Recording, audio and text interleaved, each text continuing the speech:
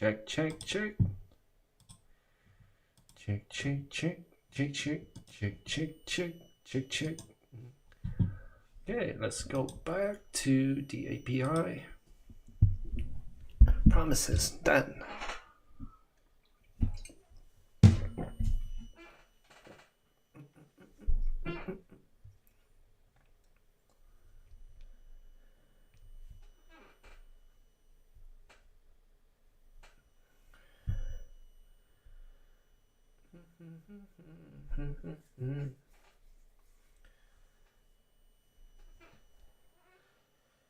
Okie dokie.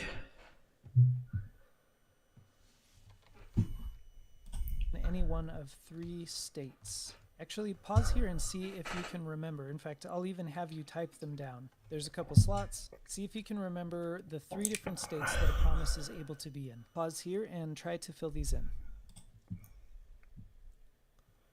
Promise in 3 state at any given time. What?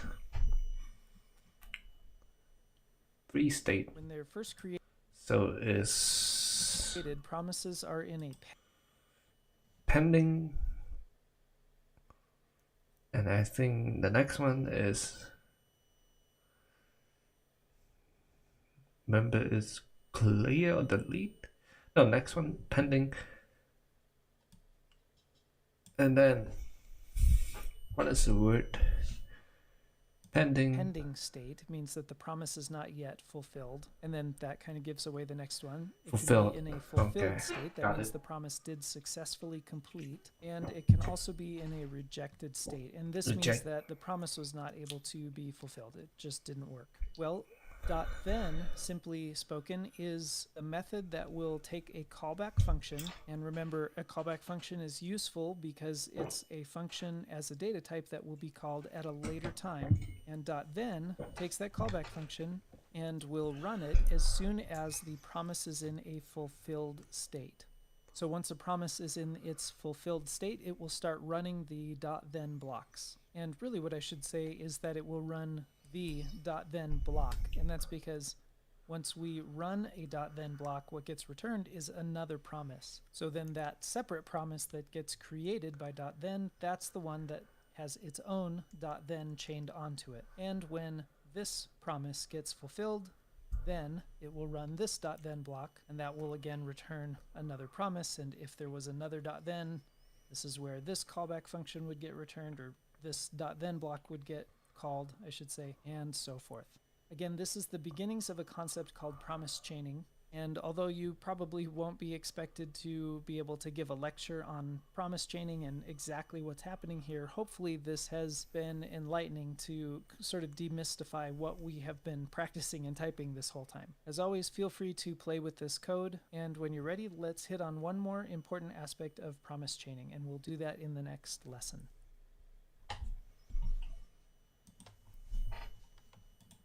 Okay, so this might be silly, but I want to give you kind of a structured time to just play with this and be curious. We've taken for granted what would happen if we always return res.json from this first .then block, but let's see what would happen if we choose to return something totally different. What I would like you to do is just return any other kind of data type, a string, a number, boolean, doesn't matter, and then see what the next .then would actually receive as its function parameter. I've written these out as function declarations just so that it's a little more clear what we're doing here. Pause now and try this out. Let's say return true. That then function.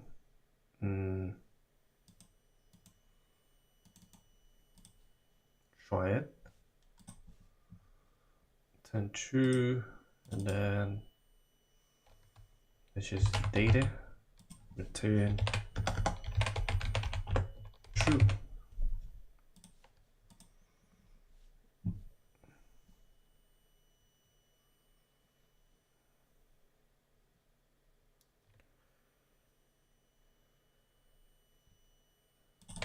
Parameters, something totally different. What? data that comes in, but as sort of a vehicle to allow us to fetch. At this point, you can see we can put in whatever fetch request, not because we actually care about any of the data that comes in, but as sort of a vehicle to allow us to use these .then blocks. It's a really easy method for getting a promise going without having to create one on our own. Let me hit save and we'll see what happens. Okay, so this whatever property resolved to the thing that got returned from the previous .then. So let me try walking through this step by step. This fetch request went out and it actually fetched this resource. In fact, if you were to open your developer tools and look at the network tab, you would see that it successfully got this resource. And then when that operation completed, or rather when this promise got fulfilled or was fulfilled, it ran the function that we passed to the .then block attached to this promise. Now, it did receive the response like it normally does, but then we just said, I'm ignoring that. I don't care about that. Instead, just return hello. Now, remember, .then returns a promise. And what you can now learn is that the function that I passed to .then, whatever I return from that function is what the next .then will receive as its callback function's parameter. It passes a value from one down to the next. So now let's do another little mini challenge. Okay, I want you to pass the string world down to a third .then block. And inside that third .then block, you will just log it to the console. I hope that makes sense. Pass the string world to a third .then block. .then and then function. Call this something.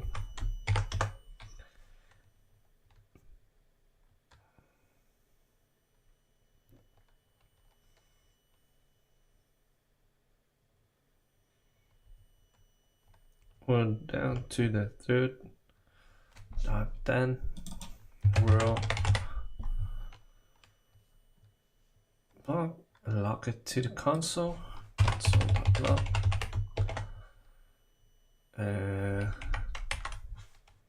Hello, and then console.log hello. Wait, what? Undefined. If that's confusing, then you'll see how actually try doing this string would get passed here, and I'll console log another. Think for a second, what is wrong with the way that I've written this now?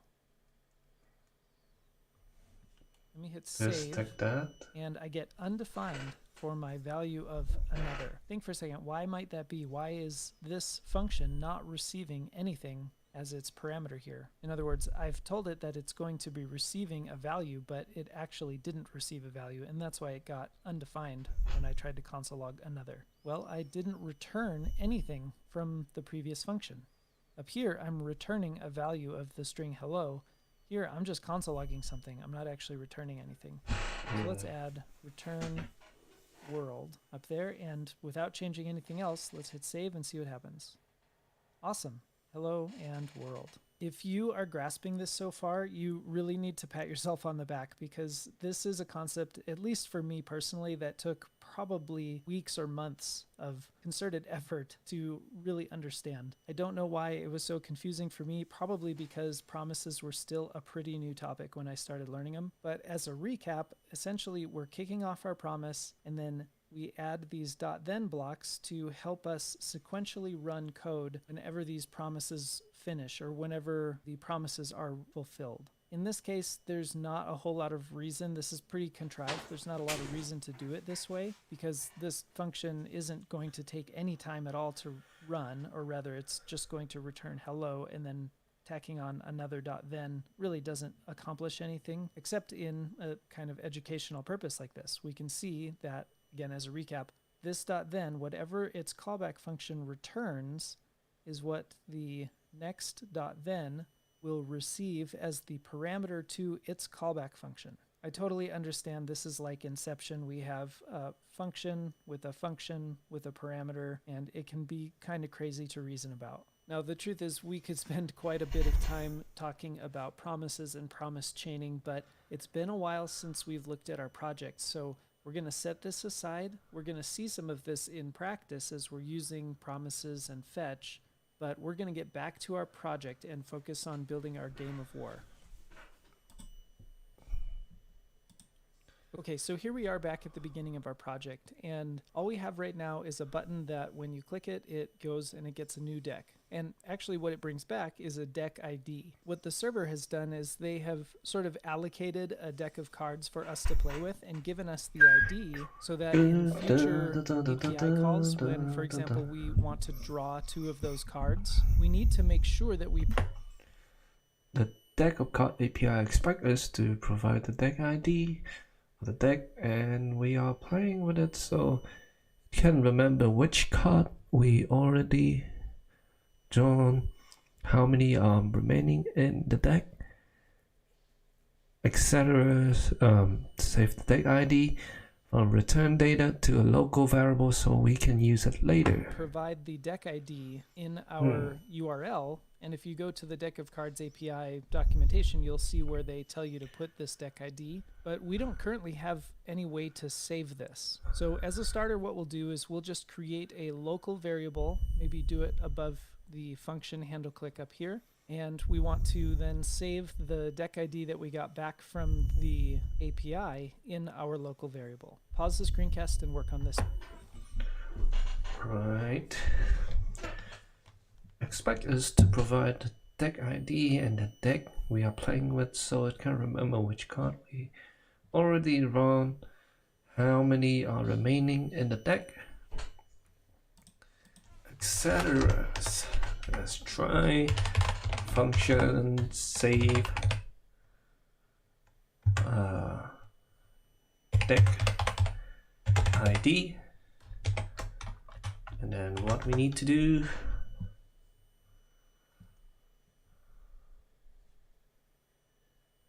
can we use this? So first need to remember the deck. Save the deck ID from the return data to a local variable.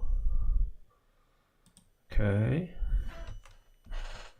Let's just say this, right?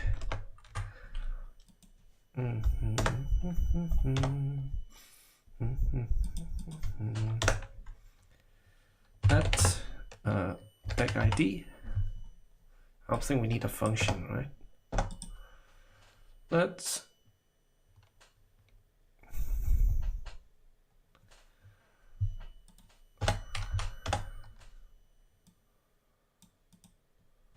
deck ID equal to data dot deck ID deck underscore ID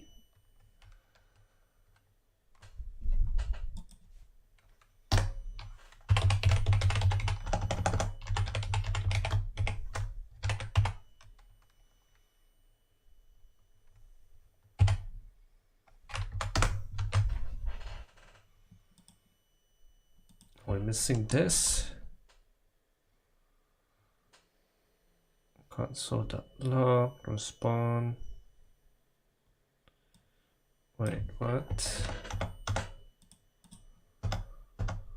Here return data. So right here. That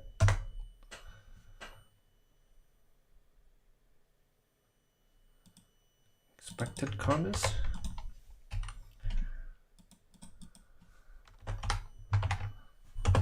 Deck ID equal empty. Deck ID equal to data dot deck ID.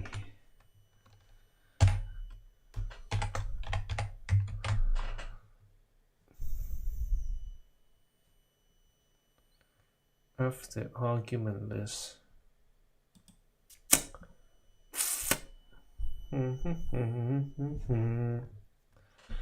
What am I missing? Not that. Can't remember which card we have drawn, how many are remaining in the deck etc. Save the deck ID from the return data to a local variable.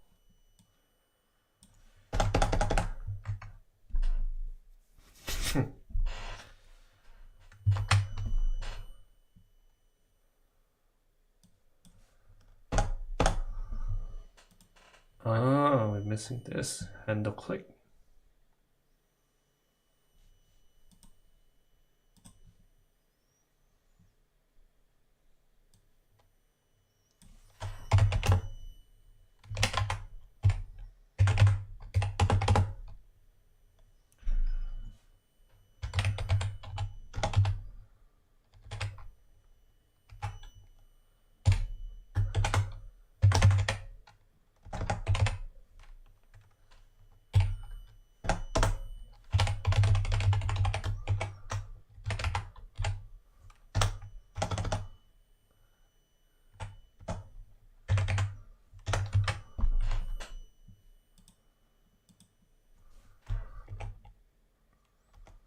What am I missing?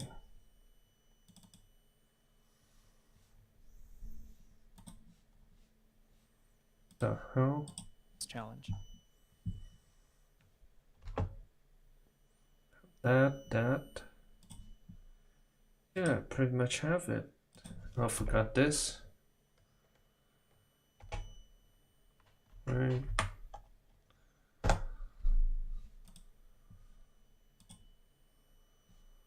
So open, close, open, close. What?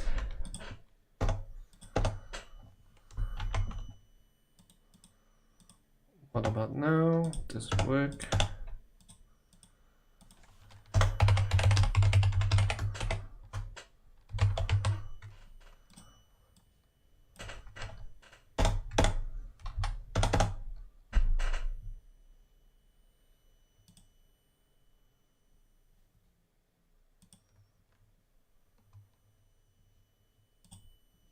What am I missing?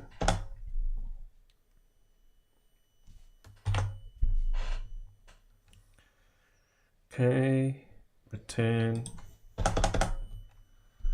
I'm missing this. This.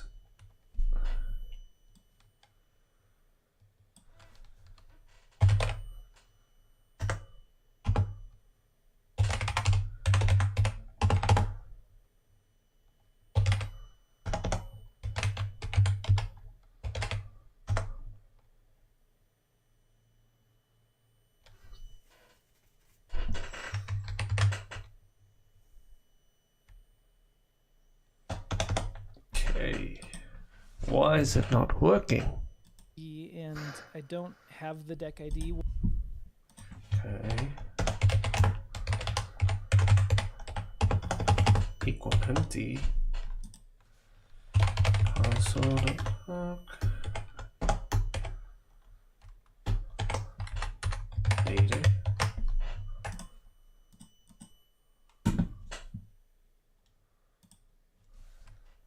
Okay.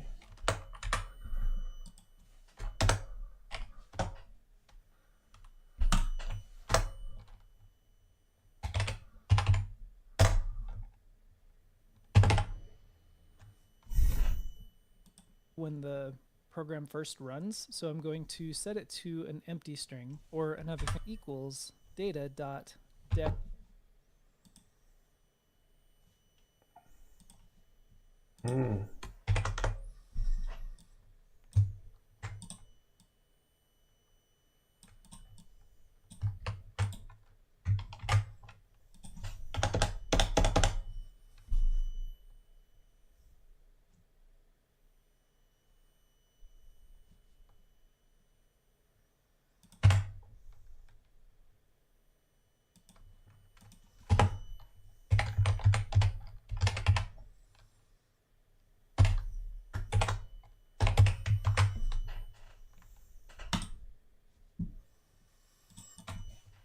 Okay. Console.log deck ID. click. Okay, SCB something. Deck underscore ID. I have to use deck underscore ID because that's how the API defined that. Next thing we're going to work on is actually drawing 2 of the cards from this deck. And that's what we'll tackle in the next lesson.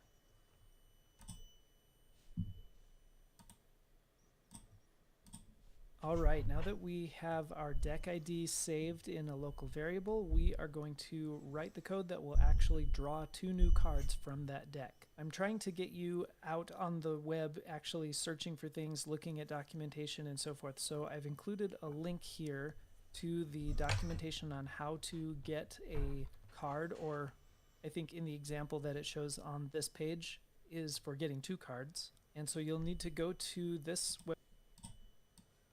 Go to this, draw a card, draw a card, count 2, okay.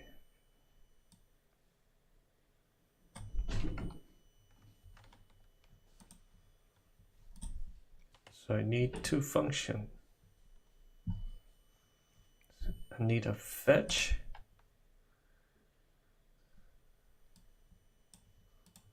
website that I have highlighted and look at the documentation to see what URL you should be calling out to draw 2 new cards. Now, you will have to replace the base URL of this deck of cards api.com/api/deck with the one that I've put here. This is our Scrimba run version. If you try to get a deck of cards from the Scrimba API and then try to get 2 cards using that deck ID from the deck of cards API, you're probably not gonna have much success. And you know what? One thing that I kind of neglected to put here was some subtasks. Let me do that really quick. To trigger our call to get the 2 cards, we're going to have a new button on the page. Maybe you call it draw, or maybe the text of the button should say draw. That when it's clicked will draw 2 new cards from the deck ID that you have saved up in your deck ID variable. I've left a little note here, and then part 2 is just to log those 2 cards to the console. We'll make use of those a little bit later. Pause now and work on this challenge. Alright, so what we need to do is put this, let's call this draw 2 cards. Draw 2 cards.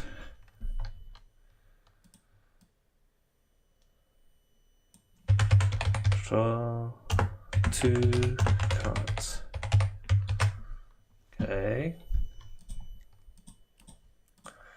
Okay, let's copy this. First do fetch.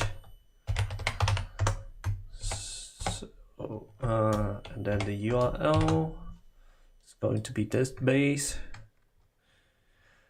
So it's deck.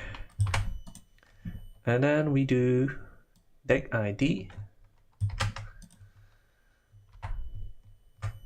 Okay. And then we do the dot then.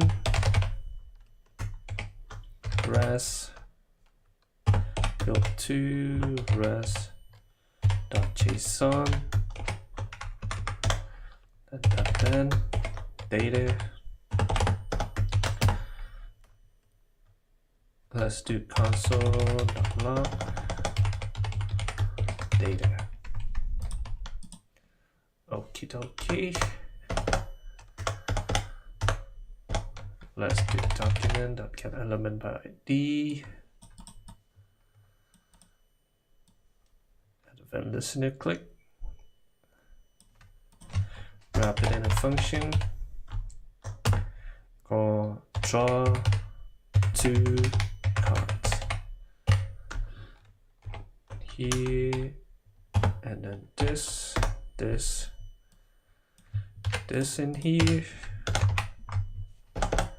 Okay. Get element by ID. Then we do draw 2 cards.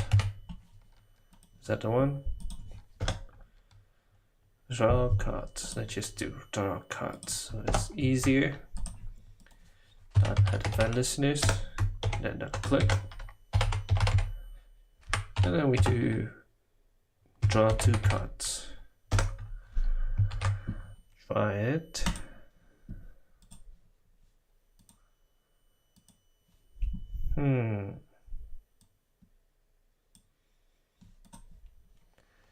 Replace with new to create a shuffled deck. Draw a card from the deck. Same request. Be sure to replace deck ID with a valid deck ID. So I'm assuming this is where we put this. No. And this has to be in here. Yes. No. That for original deck account page URL. That you will replace the page URL with deck account API.com. Then that you will see that in the deck of card API document, create a button and click draw 2 cards from deck ID. God damn, this hard.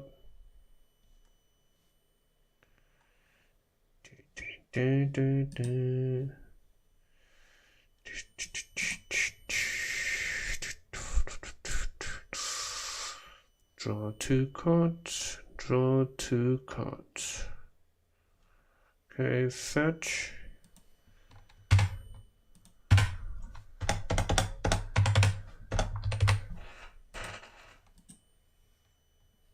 Show up in the console. This doesn't. Deck ID with a valid deck ID. We use the deck ID as an identifier, so know who is playing with the deck. After 2 weeks, if there's no action, with new, let's see, new. Okay, there we go. Okay, that's work.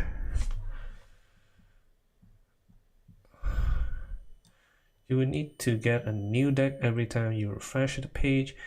Since you are only saving your deck ID and local variable right now, log those 2 cards to the console. So we got first card. What is this? We have an Ace of Hearts. It's nice, nice. Then we have diamond and 8 diamonds. Not too shabby. Not too shabby. Let's go ahead and add an event listener in the, although usually you'd want to stay consistent across your whole code base. So the documentation it's trying to say is saved in our variable up above. And then also I'm going to replace my base URL with the Scrimba. We'll get the JSON that we get a new deck every time we refresh. So I'll have to click new deck, please. I'm personally kind of curious what will happen if I just hit draw. Okay, interesting. Notice that it says deck ID does not exist, and that's probably because if I were to console log deck ID, I would get undefined. I hit draw, yeah, undefined. So what it's doing is it's making a fetch request to this URL where undefined is part of the URL. That's not what I want. So obviously we'll fix this so it's a better user experience going forward, but let me make sure that I hit new deck. And now that I have a deck ID, I should have it saved in my deck ID variable, and I should be able to hit draw. And there we go. Looks like we drew 2 of spades and an 8 of hearts. Good thing we're not playing poker. Now, before we move on, I actually want you to think about... Wait, what? 2, 8. How it is we might improve the user experience where right now we have a draw button that will be completely broken if we try to click it first before clicking new deck. I'm sure there's a whole lot of different ways that we could solve this, but I think it would be useful to engage your kind of programming mind to think about this yourself first. Pause here, try to figure out how you might solve this sort of user experience problem. So I disable. I guess, mediocre solution would be to maybe alert the user when they try to click the draw button if the deck ID is still undefined. That might be an okay start. It's better than not doing anything, but the truth is we either should hide this draw button completely or maybe disable it if the deck ID doesn't exist. Or maybe a more robust solution would be to, instead of saving the deck ID in a local variable, maybe we save it to local storage. And then when we reload our site, we aren't necessarily having to click new deck every single time. Another solution could be that when we hit draw, we first check if there's a deck ID, and if there isn't, then we go create a new deck first. Of course, that kind of invalidates the need for a new deck button, so that may not be our top solution. It's a really good habit to get into. Try and think of multiple ways that you might solve a specific problem as a developer. As you continue to learn and grow and add new tools to your tool belt, you'll start to be able to come up with multiple different solutions because you've over time seen things like this or similar things solved in different ways. Hopefully the code here has been fairly straightforward. One thing you might have noticed is that this URL is both using a URL parameter and a query string where we specify I want to draw cards from this deck, but the count is 2, not just 1. I think the default is to draw 1 card, but here we're specifying I want 2 cards. Play around with this code. If you would like to kind of look forward a little bit, you can see if you could implement a solution to our user experience problem here. Otherwise, we will tackle that down the road. So when you're feeling pretty good about the code you see here, let's keep going forward. The next thing we want to do is take those 2 cards and actually display the images of them on our browser. We're already getting the data for the 2 cards, but I'm going to leave it up to you to figure out exactly how you're going to create these images. I guess a hint would be to look at the data that comes in and see if there might be an easy way. And I've given you another hint here that you'll... Okay, so we want images, right? So we do a div /div, and we do id img containers, right? Now we take this,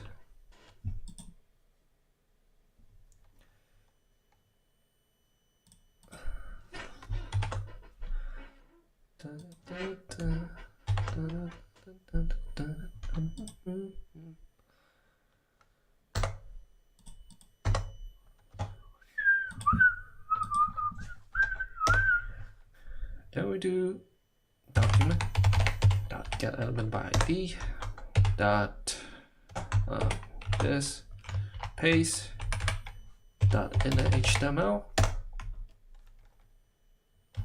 to tag, right? It's going to be here img, then the source is going to be equal here, and then data. First of all, print it out.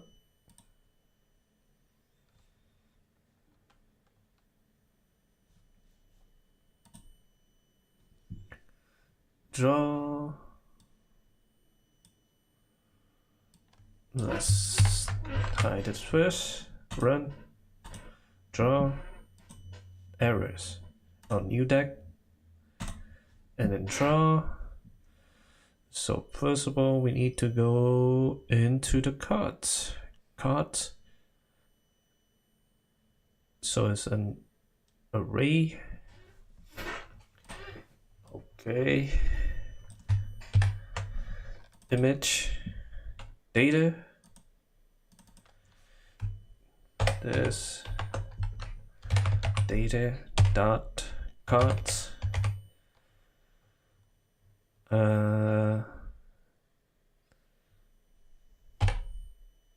So we need to loop in this, right?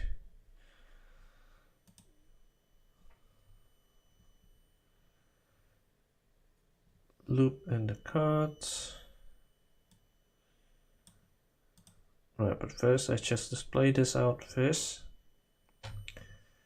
1, 0, and then dot image.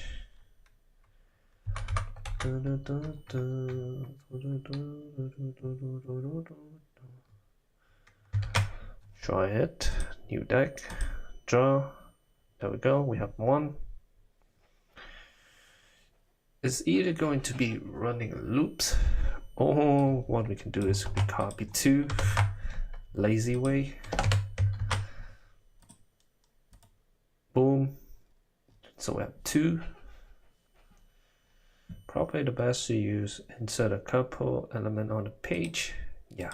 You'll want to likely use inner HTML to engage process. It really doesn't make more than just look closely at the cards that we have. An array, presumably, which I think is .card, going to have maybe I'll go HTML, and I'm going to use a template string so I can go. I'm going to insert, and this will be data.cards. Then I'll just imagine these will end up being quite a bit larger than the space I have of hearts, and the images are showing up. This is awesome. At this point, it's probably high time that we give a little bit of CSS love to our project here. So that's what we'll do over the next couple screencasts. So I'll see you in the next lesson.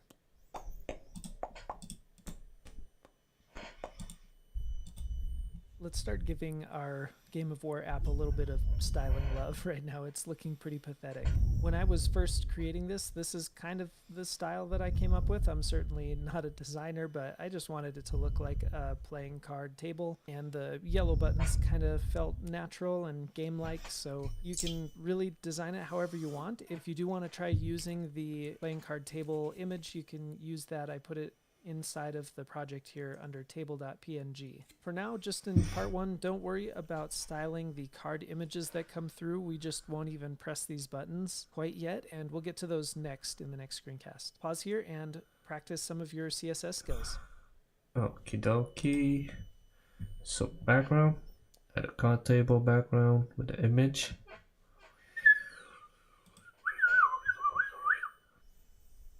So body,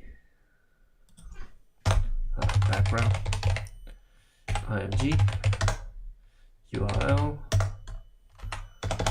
/, img / table .png, boom, bow, bada bing, boom, boom. Okay, so the div, it's going to display flex, right? What is it? / cards display flex, commas, flex,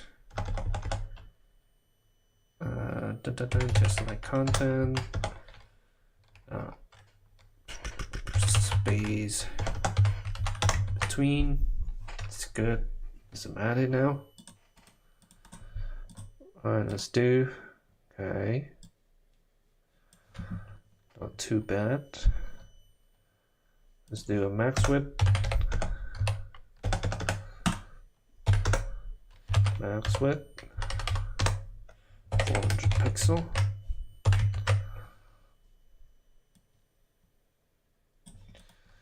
Okay.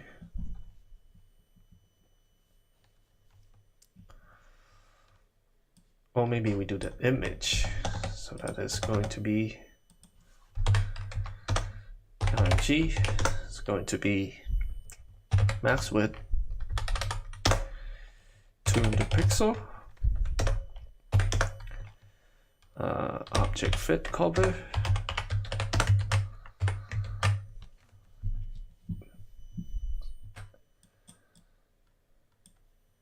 Just do column gap, right? Co-gap. 1M.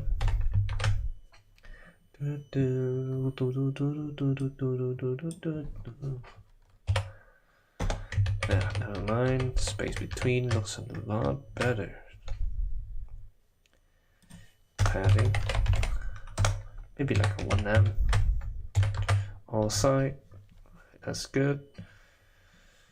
Okay, so how do we do shuffle deck? Shuffle deck is going to be at the bottom. Like this. Put it right down here.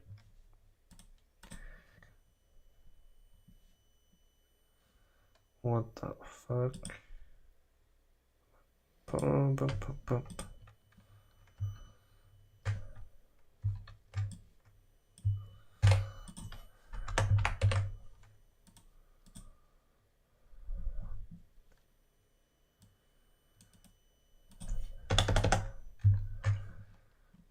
Okay. Why I cannot switch it down here? What about now? Draw, that's good. So this width is 100%. Hashtag draw. Draw cut. It's going to be width 100%. Background colors, yellow, and then a padding. Let's go all the way down.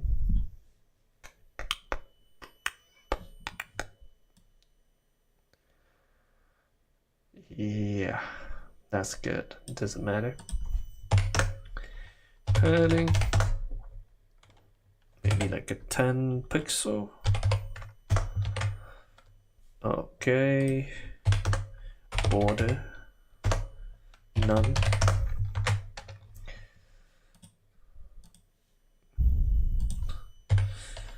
Maybe I have weight 700. There we go. So we do new deck. We change it to shuffle deck. Shuffle deck. Shuffle deck.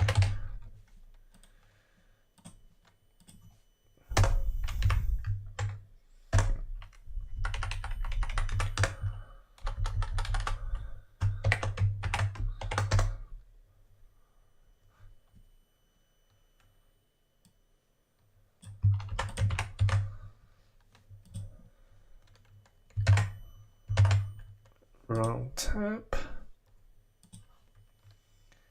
Run. Okay, shuffle deck. There we go. Okay, I think there's a few. Maybe want it to be. Maybe, you know what? Height should be max height. 100 pixel. Oh, that's a little bit too small, 200. And then we do display flex.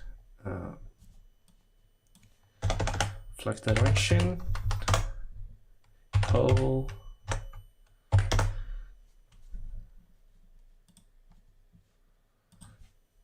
And then line item, centers.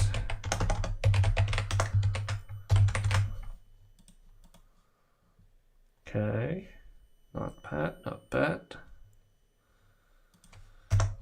Row gap.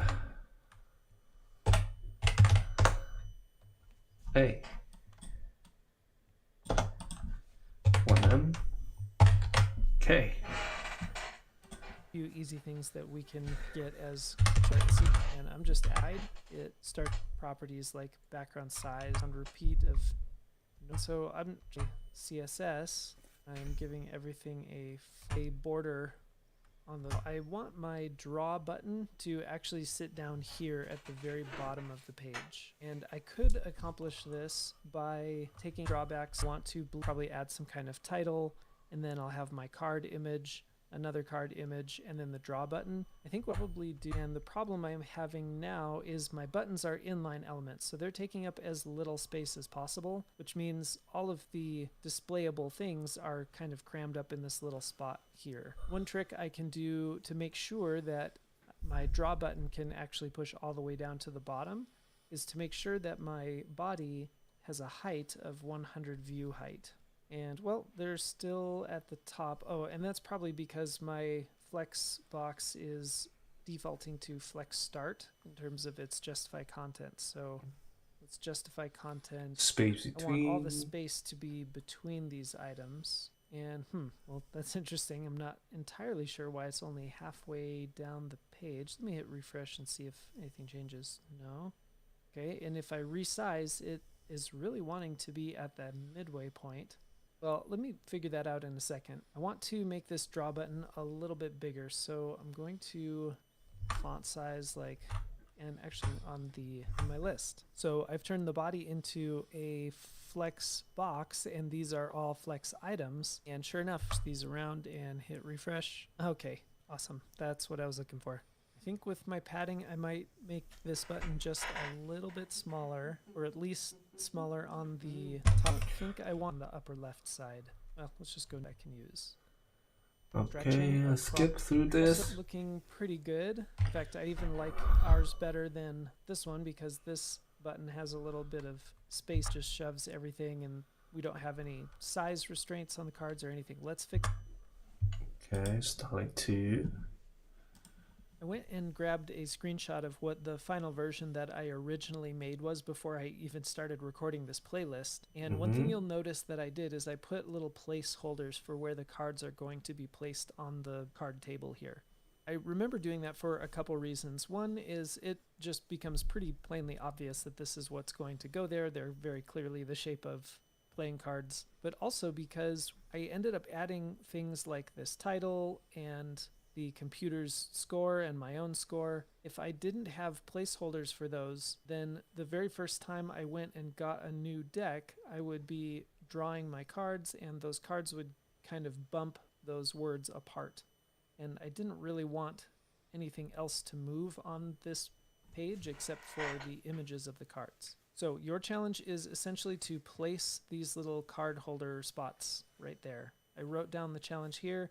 I'm sure there's a number of different ways this might be accomplished. If you really want to get granular, I included here that typical playing cards have a 5:7 ratio. That's width to height.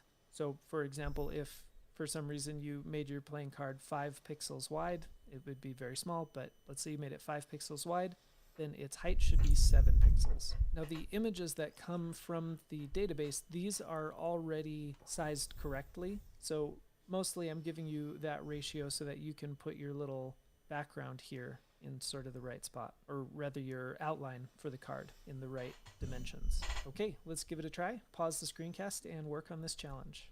Right now in the HTML, I have a div that's dedicated for the cards to go into. And because we're laying things out, let me refresh this. Because we're laying things out with Flexbox in a column layout, that div counts as one item in the sort of middle between our two buttons. So I think what I might do is put a couple additional divs inside of here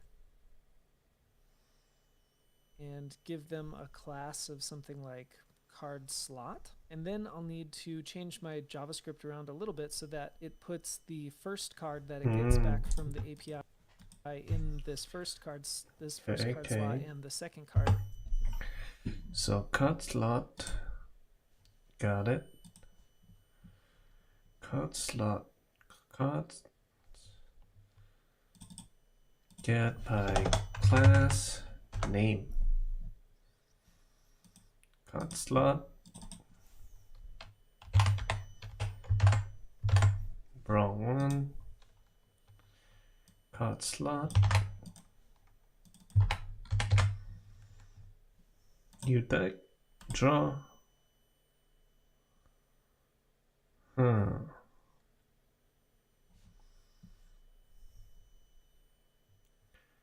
Document.get element by class name, card slot. Okay.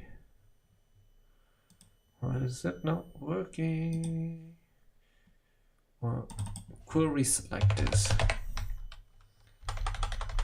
Boom.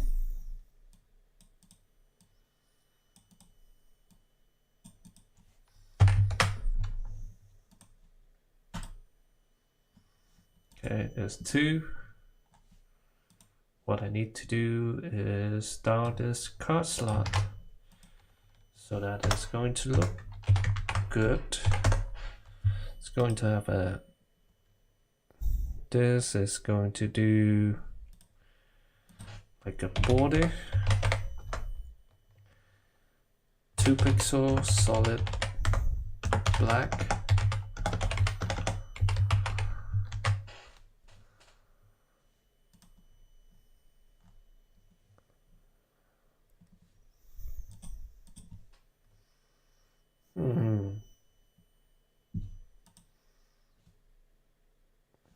Card slot. What? Card slot 1. Card slot 2. Okay, slot 1.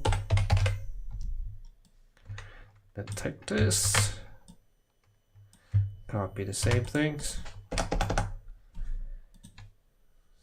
Slot 2. Slot 2. And then change it to 1. Okay, draw. So we have 2. Right, we go on to CSS. Do 1. 1. And then border. 2 pixel solid.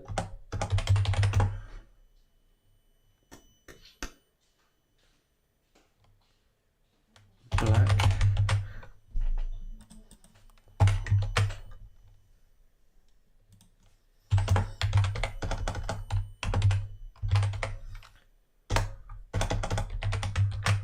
Two.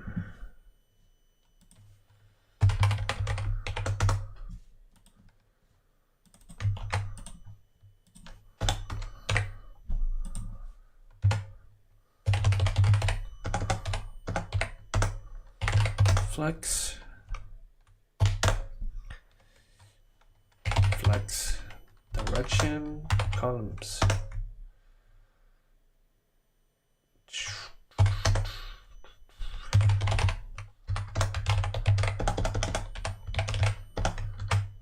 This.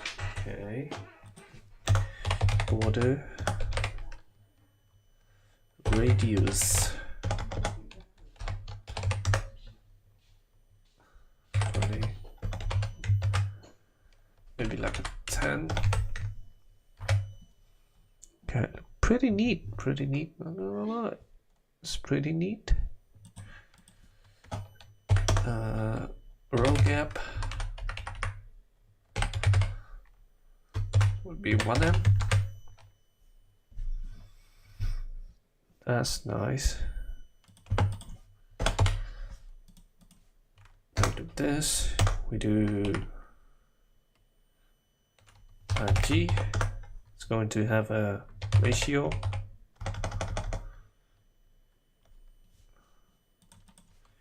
Image ratio. CSS. Aspect ratio. Aspect.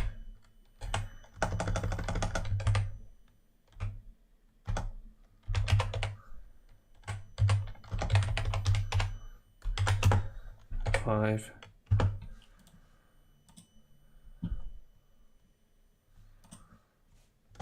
5x7.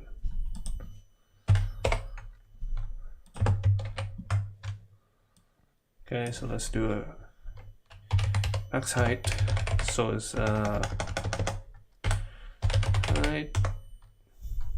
Let's do a fixed height and fixed width.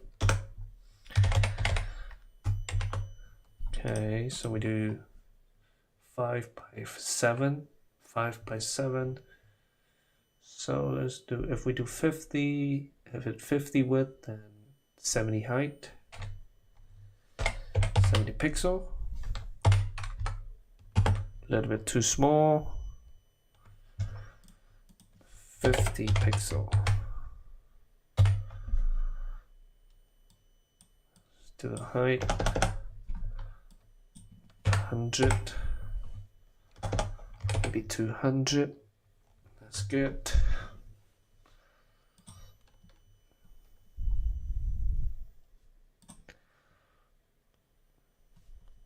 is it not? Okay, so height 200 pixel, width. So if it's 200 pixel height, 200 times 7 divided by 5, 200 times 7 divided by 5, times 5 divided by 7, 5 divided by 7, 143, 143 pixel. Okay, that's good, that's good. Maybe like 150, 150, 150 times 5 divided by 7, 107, 107, maybe justified content, space between,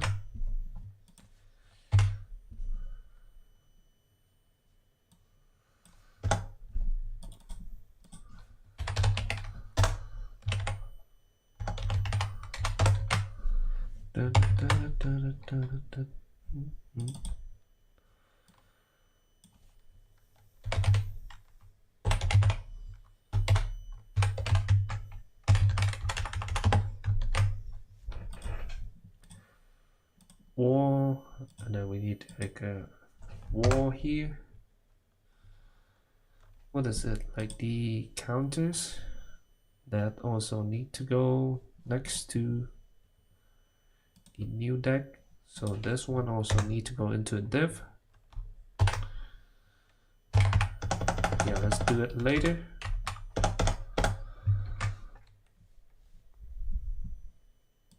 In the second card slot. And what I mean by that is that it's actually doing this in the HTML because I don't have that stuff yet, but they should, I guess, spell border 5 and 20 by and then divide it by 7. Default, down the draw button, super close. Try, actually, let me try, because I only want to select the first one. Let's just see. Margin, bottom of, I don't know, 50 pixels. Oh, actually, that did a pretty good job. That kind of separated them both, and because the body is a flex contain this, I think I should be able to say align self, maybe stretch. Yeah, there we go. Now, stretch is the default for aligning in a flex box. That's why it was automatically stretched the entire height before, or the entire width before. But when I told the body that its items should all be centered instead, then it was kind of obeying that rule and went to the center. Now, what's nice about this is I have a placeholder for my card to go, and then in my JavaScript, when I add this card, I need to change my inner HTML a little bit. I'm no longer inserting the challenge was supposed to be mostly about styling. Again, you may have done this in a completely different way. That's 100% okay. In fact, I'm pretty certain I ended up doing this slightly different than the way I originally built this first one. And that's fine. If for some reason I find that this isn't working, maybe I will change my cards div to be a flex box and then just click the draw button. Okay, refractor. Card image placement. A little refactor here. If I get a new deck and then hit draw,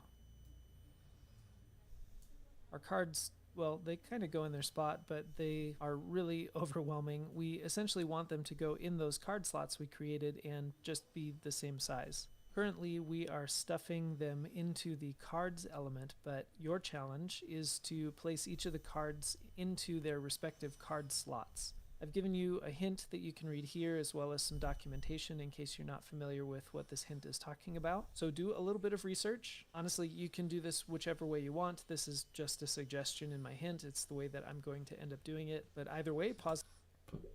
Place each of them into that. Consider using element shell in the DOM instead of giving each card slot its own unique ID. So DOM element shell and DOM. Try and read this. maybe it's a better solution.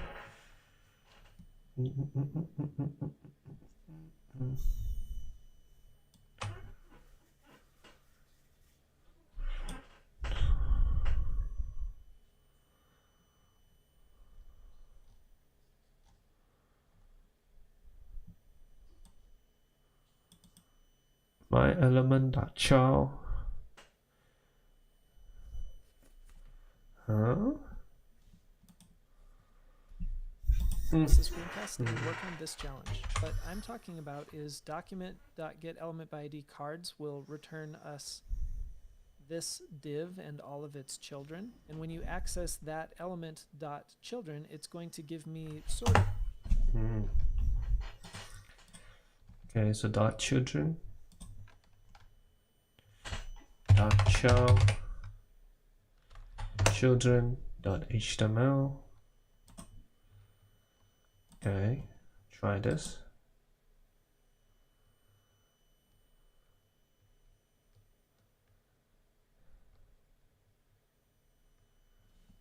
Why is it not going into my children? My element dot children. Okay. The children of this card is going to be the card slot dot html equal to this card. Why is it not? Let me save one of these.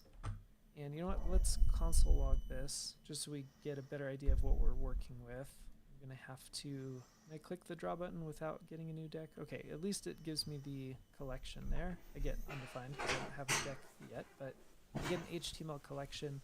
And I think if I put in a 0, then save this and hit draw again, yeah, this time it gives me the individual.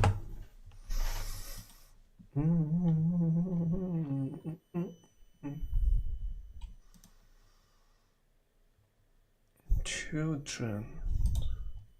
Div. Now because it's 0, it's going to be the very first child in the children. So I think what I can do is, let me get rid of my console log. Now that I'm accessing that div. Okay. 0. Okay. Get this out. Print it right here. So we do to document.getElementID. So I put it into here. Right. Boom. Boom. Boom. What's the other one?